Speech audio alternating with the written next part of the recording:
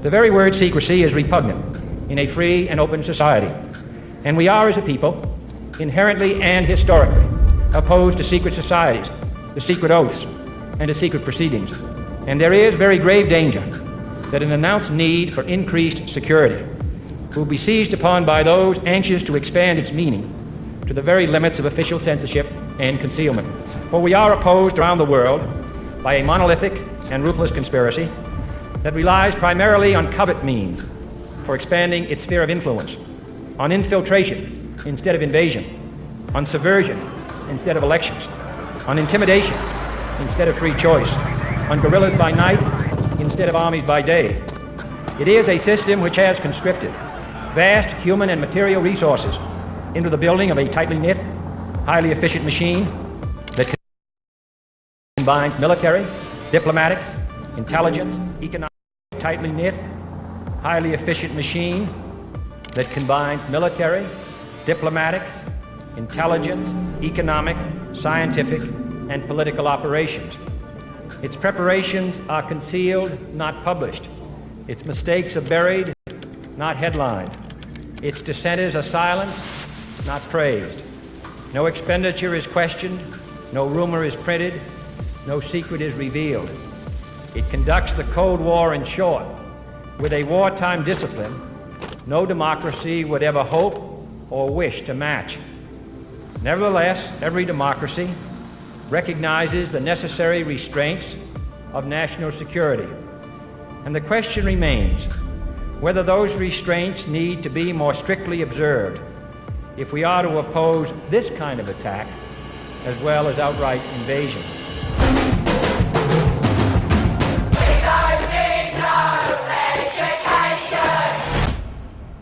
The media still claims that Hitler rolled into Austria with tanks and guns and took us over. Not true at all. The fact is, the Austrian people elected Hitler by 98% of the vote by means of the ballot box. He talked like an American politician. The year was 1938. Austria was in a very, very deep depression. We had more than 30% unemployment. Businesses were going broke. They could not pay their mortgage or they could not pay their taxes. The media told us that in Germany, where Hitler ruled since 1933, they had full employment, they had a high living standard, and everybody was driving the little beetle car, the Volkswagen. We did not hear a whisper that anybody was being persecuted or arrested. We only heard good things. And we said, why not? The Austrian people petitioned the government for an election. And hence, the Austrian people elected Hitler by 98% of the vote. So we got a new government, National Socialism. I translate for you, Nationalsozialismus, from the word national, the word Nazi derived. So we were getting a Nazi government. Well, we thought they would only pick the very best people to govern us. Just like in Germany, we trusted them. We did not ask questions. So the first thing what happened, we had to carry national ID cards. You could not board a bus, you could not board a train without showing your national ID card.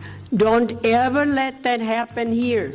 Very bad idea. Well, thousands of people in Maryland are at risk of having an out-of-date driver's license or identification card. And that's because a June 1st deadline is approaching for the first wave of people who need to comply with the federal Real ID laws. Well, Rick, you're going to start hearing a lot more about this Real ID law. Driving aside, if you don't have your documents on file, you won't be able to fly domestically. We also had gun control. The government said that children were playing with guns, and we had hunting accidents, people accidentally shooting each other, and we had criminals again.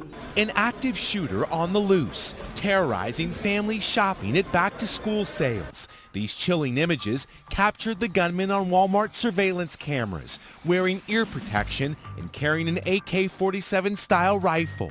A local school was set up as a reunification site, but hours later, people were still looking for loved ones.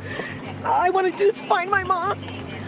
Somebody needs to tell me where she is. I want to know if she's dead or alive or if she's still in Walmart. And it was still a long line to get into the club. Once we got to the end of the line, which is near the corner, you heard one gunshot. You heard boom. So we looking around, we didn't know what it was. It didn't sound like a familiar sound, and the buildings around here made it kind of echo off. And then you hear a second boom, and then after that it's complete rapid fire, just for like 1 minute. Murderers.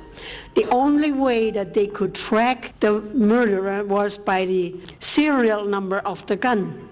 So bring your gun to the police station, then we can register the serial number and we can track the criminal.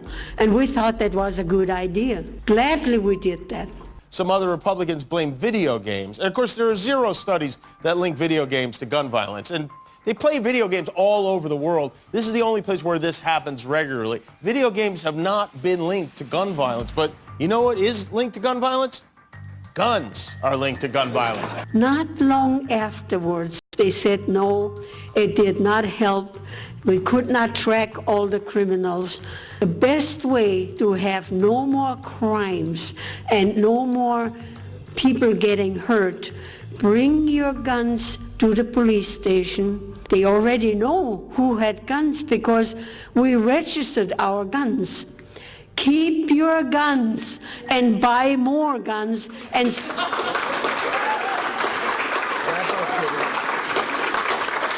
stack up on your ammo.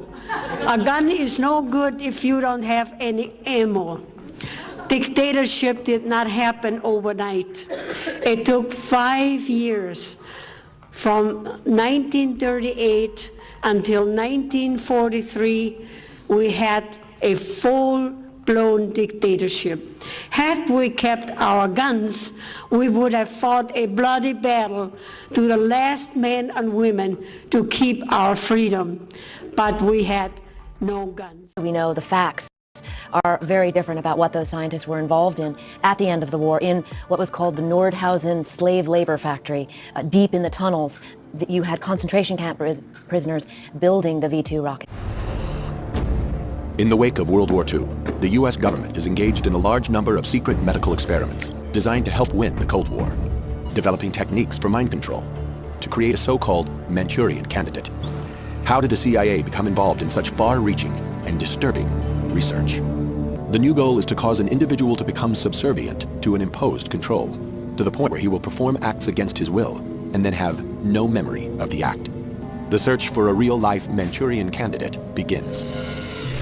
To produce such an assassin, the CIA faces two main challenges: how to induce amnesia and how to program in new behavior. In 1957, Dr. Ewan Cameron, an eminent psychiatrist in Montreal, believes he has the answers. Cameron applies his techniques under the guise of normal therapy. It was a three-part technique which started with an effort to wipe out past patterns of behavior. And this was accomplished through the use of particularly intensive, repeated, high-level electroshocks until no more convulsions could be elicited from a patient. Cameron then plays tape-recorded messages through helmets that are locked to his patients' heads. This psychic driving forces them to listen to repetitive statements for weeks on end to program in new behavior. Now, the final phase was to try to wipe out all recollection of what had happened, and that was accomplished by putting people to sleep for 30, 40 days, accompanied by different kinds of cocktails of drugs. Very progressive, listen. Mandelbrot set is in motion. Echo choir has been breached. Is that a lyric from something?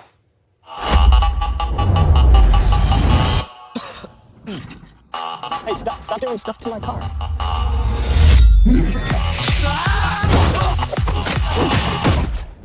Agent Howell has been activated. He killed 2 operatives with a spoon, sir. A spoon? What? We're terminating Asset Howell. Why are there men in hazmat suits? Thanks to your actions, 2 CIA assets are dead. Did you say something very weird is happening to me? I keep killing people. There's a chance I may be a robot. You're not a robot. This guy, he's a trained killer. We made him. He's a security risk. or take my car. Selective memory or a coached response? The alleged gunman in the Antioch church shooting took the stand today to answer some tough questions. Emmanuel Sampson told the jury that he remembered shooting himself but not anyone else. That's right. And also, he did take the stand, especially when the defense had no medical experts. So where were you when you remembered shooting yourself? I was in the middle of the church. As the final witness to take the stand in his trial, Emmanuel Sampson remembers the moment he shot himself inside the Burnett Chapel Church of Christ. But to the prosecution's frustration, he doesn't seem to remember anything else. Not firing the gun that belongs to his cousin or putting on the mask and tactile vest. Do you remember shooting Melanie Crow? I do not. Do you remember shooting Pastor Joey Spann? I do not. He does remember driving around to clear his mind and having thoughts of suicide. Weeks leading up to the shooting, Sampson testified having hallucinations and feeling depressed. I just wanted to end my life. I was extremely depressive and I felt kind of numb. His mood would change drastically, according to his then-girlfriend, who also took the stand. Maya Hill says they had an ongoing fight from the night before and found what she thought was a suicide note from Sampson. Megan Murphy for Newsy. Colorado theater shooting suspect James Holmes is reportedly claiming he does not know why he's in jail. That's according to a new report from the New York Daily News, which says Holmes keeps asking jailhouse workers, quote, "Why am I here?" So understand what's going on around you. You are not living at a time of peace. You are in a state of war. And you have precious little time to save yourself.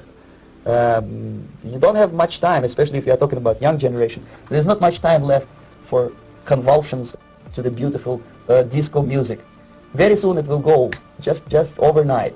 If we are talking about capitalists or wealthy businessmen, I think they are selling the rope on which they will hang very soon. If they don't stop, if they cannot curb their unsettled desire for profit, and if they keep on trading with the monster of the Soviet communism, they are going to hang very soon. And they will pray to be killed, but unfortunately they will be sent to Alaska probably to manage industry of slaves. It's simplistic. I know it sounds unpleasant. I know Americans don't like to listen to things which are unpleasant. But I have defected not to tell you the stories about such idiocy as microfilm, James Bond type espionage. This is garbage. You don't need any espionage anymore. I have come to talk about survival. It's a question of survival of this system. You may ask me, what is it in for me? Survival, obviously, because unlike, as I said, I am now in your boat. If we sing together, we will sing beautifully together. There is no other place on this planet to be effective.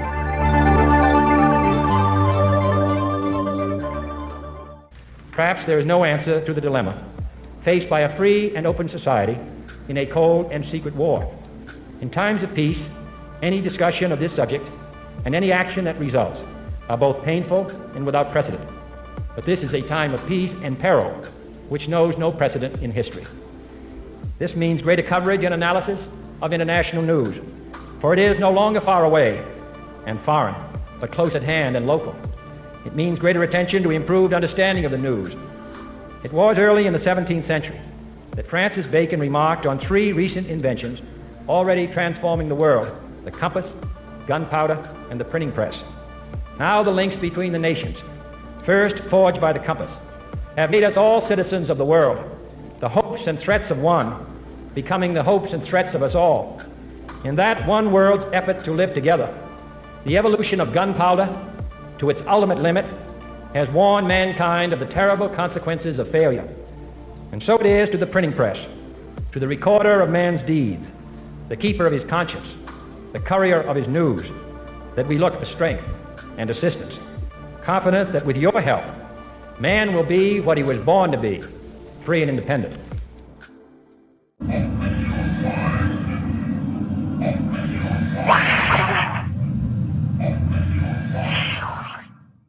From its source and descent into the realm of matter is described as involution. Any movement back toward the source is called evolution. The cosmic context of involution and evolution, when viewed as the path taken on the soul's journey away from and back to the Creator, will be an important consideration when we later consider the creation and evolution of life on Earth. The typical portrayal of involution is a descending arc. Evolution begins as the point when the soul realizes its self-imposed isolation and chooses to move back to the companionship with its source. Whereas involution is a slippery slope, the long evolutionary journey of the soul back to its source is a lesson in patience. It is not at all clear when the souls began the descent into the physical universe. Although the initial burst of the Big Bang was apparently over in only a few brief moments, It took billions of years for matter to condense into the galaxies, solar systems, and planets that we can now perceive. The wandering souls explored many systems within the galaxies of the cosmos. Initially, a close connection with the spiritual realm was maintained. With the lowering of the vibratory energy rate that resulted from some souls' increasing involvement in the relative denseness of matter, the consciousness of the soaring souls drifted farther and farther away from the awareness of the spiritual first cause.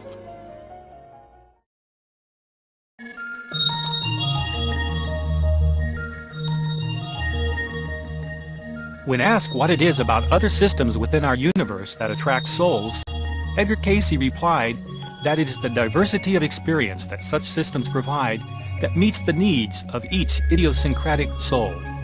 Cayce went on to explain that there are millions of such systems within the universe.